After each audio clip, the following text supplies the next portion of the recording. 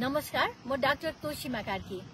विगत केही दिनदेखि मैले उठाएको रिफर्मेशनको एजेन्डालाई अति रञ्जित गरेर यो मुद्दालाई कमजोर बनाउनको लागि रवि लामिछानेको विकल्प खोजेको हो कि भन्ने किसिमका आरोपहरू निरन्तर म माथि आइरहेको छ र मलाई लाग्छ मैले यो प्रस्ताउनै पर्छ, होइन भने भुसको आगो जस्तो सल्किएर यसले राष्ट्र स्वतन्त्र पार्टीलाई नै कमजोर बनाउन सक्छ।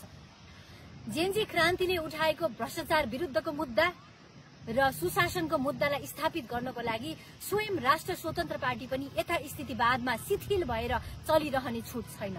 हामीले सुधार गर्नुपर्छ र त्यही सुधारको लागि, सुदृढीकरणको लागि वैचारिक र सांगठनिक सुधार गर्नुपर्छ भनेर मैले रिफर्मेशनको एजेन्डा उठाएको हुँ र यसका रिफर्मेशनको मोडालिटीहरूमा चाहिँ डिस्कसन गरौं भनेर मैले यो प्रस्ताव राखेको हुँ। म यहाँलाई अनुरोध गर्न चाहन्छु, विस्तारित बैठकलाई मुख्य महत्वका साथमा हेरेर यहाँहरू सकेसम्म धेरै सहभागी भइदिनु होला, आफ्नो विचार राख्नुहोला र पार्टीको नेतृत्वलाई पनि फेरि अनुरोध गर्छु, सहभागीहरूलाई भोटिङ राइट दिउँ। विस्तारित बैठकमा प्रस्तुत हुने राजनैतिक प्रतिवेदन र सांगठनिक प्रतिवेदनमाथि राष्ट्र स्वतन्त्र पार्टीका विभिन्न तह र तबकाबाट सहभागी साथीहरूले विचार राख्न पाउनुपर्छ। साथै त्यसलाई कम्प्लिटली स्वीकार गर्ने हो कि बहिष्कार गर्ने हो कि संशोधन सहित स्वीकार गर्ने हो, त्यो अधिकार, निर्णयको अधिकार चाहिँ सहभागीहरूलाई दिनुपर्छ, यानी भोटिङ राइट दिनुपर्छ भनेर म फेरि पनि आवाज उठाउँछु र मैले यो निरन्तर राख्दै आइरहेको विषय हो। देश तथा विदेशमा रहनुभएका राष्ट्र स्वतन्त्र पार्टीका सम्पूर्ण सदस्यज्यूहरू र साथै सम्पूर्ण शुभचिन्तकहरूलाई म अनुरोध गर्न चाहन्छु, म तोशिमा कार्कीले आफ्नो पेशा छोडेर, आफ्नो भविष्य छोडेर राजनीति गर्छु भनेर राष्ट्र स्वतन्त्र पार्टीलाई अपनाएर आएको हुँ र विगत 3 वर्षदेखि राष्ट्र स्वतन्त्र पार्टीलाई हुर्काउन, बढाउन, जनता समक्ष पुर्याउनको लागि म देशभरि घुमेको छु। देशभन्दा बाहिर पनि संगठन विस्तारमा लागेको छु। विभिन्न माध्यमहरूबाट अफवाह फैलाउने, षड्यन्त्र गर्ने, पार्टीलाई नै कमजोर हुने गरिकन हामी माथि निरन्तर प्रहार भइरहेको छ। कृपया ती मिथ्या आरोपहरूमा नअल्मलिदिनु होला।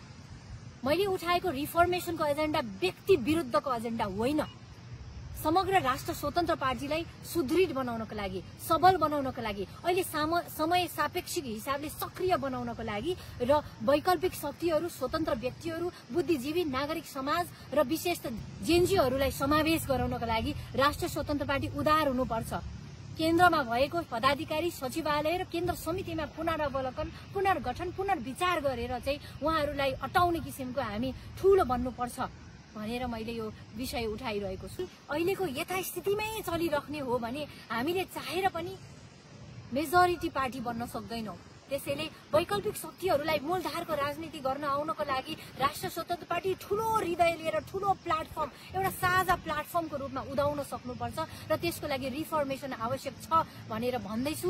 यहाँलाई फेरि भन्छु, अन्त्यमा कृपया रवि लामिछानेको विकल्प खोजेको हो भनेर अतिरञ्जित गरेर यो विषयलाई कमजोर बनाउने प्रयास नगरिदिनु होला। यहाँहरू सबै मिलेर आउनुहोस्, रिफर्मेशन गरौं, राष्ट्र स्वतन्त्र पार्टीलाई थप सबल बनाऊ, सुदृढ बनाऊ र साझा प्लाटफर्मको रूपमा विकसित गरौं। धन्यवाद।